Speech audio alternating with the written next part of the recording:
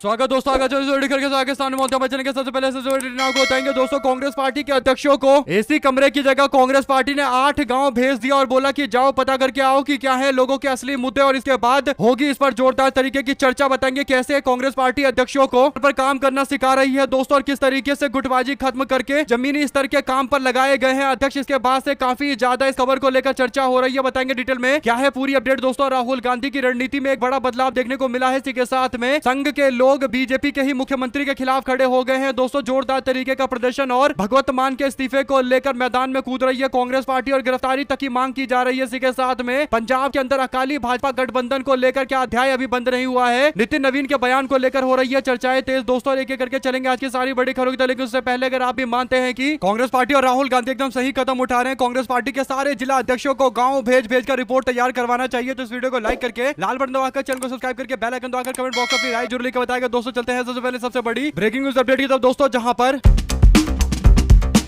छत्तीसगढ़ के रायपुर के अंदर कांग्रेस पार्टी का 10 दिवसीय प्रशिक्षण शिविर चल रहा है दोस्तों, और आज 5वां दिन है। और राहुल गांधी के दौरे और संगठन को दिए गए राजनीतिक संदेशों के बाद प्रशिक्षण शिविर का फोकस जिला अध्यक्षों के जमीनी अनुभव और संगठन की मजबूती की ओर बढ़ रहा है दोस्तों। कांग्रेस पार्टी के राष्ट्रीय संगठन महासचिव केसी वेणुगोपाल शिविर में पहुंचे और यहां पर उन्होंने जिला और शहरी कांग्रेस अध्यक्षों को संगठन के संचालन और चुनावी रणनीति को लेकर प्रशिक्षण दिया दोस्तों। कांग्रेस पार्टी के अध्यक्ष दीपक बैज ने बताया कि केसी वेणुगोपाल के साथ प्रदेश के प्रभारी सचिन पायलट भी शिविर में मौजूद रहे। दोनों नेता अलग अलग सत्रों में जिला अध्यक्षों से संवाद करते हुए नजर आए और संगठन सृजन अभियान की समीक्षा करते हुए नजर आए दोस्तों। और कांग्रेस पार्टी के प्रशिक्षण शिविर को लेकर बीजेपी के लोगों का दावा था कि ये केवल भाषणों तक सीमित है और यहाँ पर कोई ऐसी बातचीत नहीं हो रही या फिर ऐसा कुछ भी नया नहीं हो रहा है जिससे कांग्रेस पार्टी संगठन का विस्तार सही से हो पाए और जिला अध्यक्षों को ट्रेनिंग मिल सके। इसी आलोचना का जवाब देते हुए कांग्रेस पार्टी की तरफ से प्रशिक्षण शिविर को सिर्फ भाषणों तक सीमित नहीं रखा गया, बल्कि जिला अध्यक्षों को अलग अलग समूहों में 8 गाँव में भेजा गया, जिसमें नवापारा से लेकर थानोद और कचना खपड़ी तक भेजा गया। और 8 गांव भेजकर यहां पर जिला अध्यक्षों से बोला गया कि आप लोग जाकर ग्रामीणों से मुलाकात करिए, मनरेगा, रोजगार, नशे की समस्या और कृषि और अन्य स्थानीय मुद्दे को लेकर पूरी जानकारी जुटाइए। इसके बाद प्रशिक्षण शिविर के अंदर इन गाँव के अंदर जो चर्चा होगी और जो रिपोर्ट जिला अध्यक्ष तय करेंगे, उस रिपोर्ट के आधार पर यानी ग्रामीणों से बात करके जोन जोन से मुद्दे निकलकर सामने आएंगे, उन सारे मुद्दों पर प्रशिक्षण शिविर के अंदर चर्चा होगी। कांग्रेस पार्टी नेतृत्व चाहता है कि जिला अध्यक्ष केवल अपने क्षेत्र में केवल संगठन के अंदर ही सीमित ना रहे, बल्कि सामाजिक और आर्थिक मुद्दे पर भी पूरी तरीके से सक्रिय भूमिका निभाए। राहुल गांधी ने रविवार को 4 घंटे प्रशिक्षण शिविर में मौजूद रहकर जिला अध्यक्षों के साथ में लंबी चौड़ी बातचीत की और कांग्रेस पार्टी के आगे बढ़ने का रास्ता जमीनी काम से तय होगा, ये एकदम स्पष्ट बोला गया दोस्तों। इसके बाद 25 जून को अलका लांबा महिला कांग्रेस की राष्ट्रीय अध्यक्ष भी पहुंच रही है, यानी कल वो पहुंचेंगी दोस्तों। तो कुल मिलाकर कांग्रेस पार्टी का प्रशिक्षण शिविर केवल सारे जिला अध्यक्षों को इकट्ठा करके ज्ञान देने वाला शिविर नहीं है, बल्कि ग्राउंड स्तर पर जाकर कैसे आम जनता से बातचीत करनी है, कैसे उनके मुद्दे को जानना है और उनके मुद्दे को पार्टी प्लेटफॉर्म में लेकर आना है, और कैसे जिला अध्यक्ष आपस में चर्चा करके राज्यव्यापी जो जनता के आम बड़े मुद्दे हैं उन सब पर एक सहमति बनाकर पार्टी के लिए रोड मैप तैयार करे कि इन्हीं मुद्दों के इर्द गिर्द लड़ाई लड़नी है। तो कांग्रेस पार्टी इस स्तर पर काम कर रही है दोस्तों। अगर आप भी मानते हैं कि जिला अध्यक्षों को जमीन पर उतरकर काम करने के लिए जो प्रोत्साहित किया जा रहा है ये एकदम सही तरीका है। कांग्रेस पार्टी के संगठन विस्तार के साथ साथ जिला अध्यक्ष जो नियुक्त किए जा रहे हैं उनको जमीनी अनुभव पहुंचाने का। ऐसे में अगर आप भी मानते हैं कि कांग्रेस पार्टी को इसी तरीके से जिन व्यक्तियों को जिला अध्यक्ष बनाना है उनको जमीनी स्तर की ट्रेनिंग भी ऐसे ही देनी चाहिए, तो लिखकर जरूर बताएगा दोस्तों। ज्यादा से ज्यादा वीडियो को शेयर कीजिएगा। साथ साथ चलते हैं एक और बड़ी खबर की तरफ, जहां पर संघ और बीजेपी की लड़ाई एक दूसरे के खिलाफ मैदान में उतर आई है दोस्तों। अब जो अपडेट है वो ये कि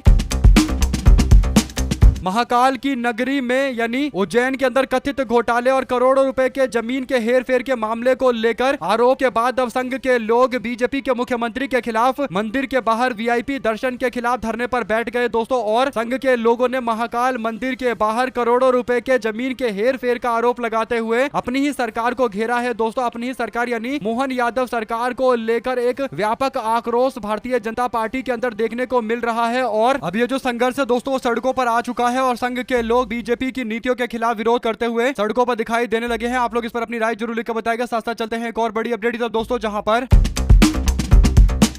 पंजाब के मुख्यमंत्री भगवंत मान के कथित वीडियो को लेकर कांग्रेस पार्टी हमलावर है। कांग्रेस पार्टी ने मुख्यमंत्री मान के इस्तीफे और गिरफ्तारी की मांग की है। दोस्तों, कांग्रेस के लोकसभा के सांसद और पंजाब के पूर्व मुख्यमंत्री चरणजीत सिंह चन्नी ने कहा कि कांग्रेस पार्टी मुख्यमंत्री के इस्तीफे और उन पर एफआईआर दर्ज करने की मांग करती है और गिरफ्तार करने की मांग करती है। उन्होंने यह भी कह दिया कि भगवंत मान का मुंह काला करके गांव में घुमाना चाहिए। उन्होंने अकाल तख्त को चैलेंज किया है और चन्नी ने कहा कि मुख्यमंत्री भगवंत मान असल में अकाल तख्त को चैलेंज कर रहे हैं। कांग्रेस का कोई भी नेता मुख्यमंत्री से संपर्क नहीं रखेगा क्योंकि अकाल तख्त ने भगवंत मान के सामाजिक बहिष्कार का आदेश जारी किया है। भगवंत मान ने बार बार सिख भावनाओं को ठेस पहुंचाई है। उन्होंने कहा कि धार्मिक भावनाओं को ठेस पहुंचाने के लिए असल में भगवंत मान के खिलाफ एफआईआर दर्ज होनी चाहिए, उनको गिरफ्तार किया जाना चाहिए, उन्हें गिरफ्तार किया जाना चाहिए। किस तरह गुरुग्राम की लैब से फर्जी टेस्ट रिपोर्ट बनवाकर अकाल तख्त द्वारा बनवाई गई रिपोर्ट को झूठा साबित करने की कोशिश की गई। तख्त पर पेश होकर माफी मांगे मुख्यमंत्री वडिंग ने यह बयान दिया है। राजा वडिंग कांग्रेस पार्टी के नेता मैदान में उतर गए हैं। दोस्तों, ऐसे में अगर आप देखेंगे चरणजीत सिंह चन्नी हो या फिर हरमिंदर सिंह राजा वडिंग हो या फिर प्रताप सिंह बाजवा हो, सबके सब मुख्यमंत्री भगवंत मान को निशाने पर ले रहे हैं। दोस्तों, इससे पता चलता है कि कांग्रेस पार्टी पूरी तरीके से एकजुट हो गई है और सारे नेता मिलकर अब समझ गए हैं कि उनकी लड़ाई किसे है, आम आदमी पार्टी से, और इसीलिए ये बयान दे रहे हैं। दोस्तों, एक साथ मिलकर एक तरीके का सिंगल पॉइंटेड बयान दे रहे हैं। इस पर आप लोगों की क्या राय है लिखकर जरूर बताएगा। साथ साथ चलते हैं एक और बड़ी खबर की तरफ जिसमें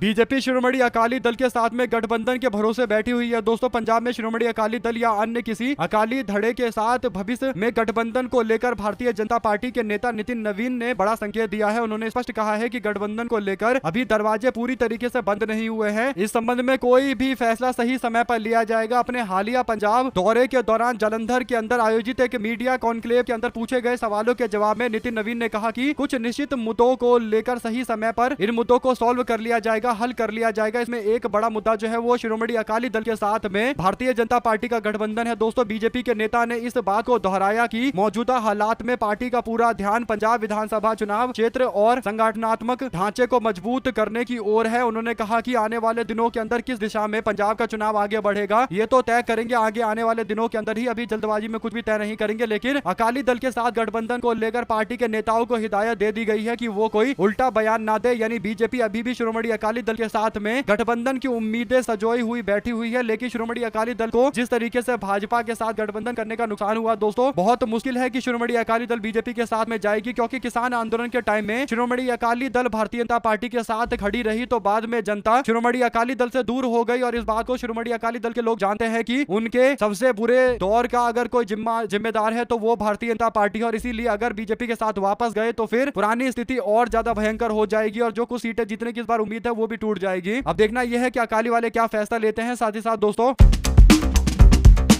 मध्य प्रदेश के मुख्यमंत्री मोहन यादव पर जमीन से जुड़े आरोप को लेकर कांग्रेस पार्टी ने भारतीय जनता पार्टी पर हमला बोला है। राजधानी दिल्ली में बुधवार को प्रेस कॉन्फ्रेंस में कांग्रेस के नेता पवन खेड़ा ने कहा कि जो काम मोहन यादव और उनके परिवार ने किया उसे शेयर मार्केट की भाषा में इनसाइड ट्रेडिंग कहते हैं। मध्य प्रदेश में लूट मची है, पवन खेड़ा का यह बयान आया है। दोस्तों, सीएम मोहन यादव पर लगे आरोपों पर कांग्रेस पार्टी के नेता पवन खेड़ा ने कहा कि मुख्यमंत्री बनने से पहले आपके परिवार ने सैकड़ों एकड़ जमीन खरीद ली है। आप दिसंबर 2023 में मुख्यमंत्री बने और तारीख थी 13 दिसंबर। उससे पहले और बाद में खरीदी गई जमीन को लेकर जब हिसाब किताब मिलाया जा रहा है तो पता चल रहा है कि बड़े स्तर पर नए तरीके से जमीनों की खरीद फरोख्त की गई और ये खरीद तब की गई जब मोहन यादव नए मुख्यमंत्री बन गए। दोस्तों, ऐसे में आप लोग इस पर क्या प्रतिक्रिया देना चाहते हैं लिखकर जरूर बताएगा। ज्यादा से ज्यादा वीडियो को शेयर कीजिएगा। दोस्तों, हमारे साथ लगातार जुड़े रहने के लिए सभी दोस्तों, भाइयों, बहनों, मित्रों का बहुत बहुत धन्यवाद। आप लोग देख रहे थे आपका अपना चैनल जय हिंद जय भारत। ज्यादा से ज्यादा वीडियो को अपने लोगों तक लगातार शेयर करते रहिएगा। दोस्तों, जय हिंद जय भारत। बहुत बहुत धन्यवाद सभी दोस्तों का। जय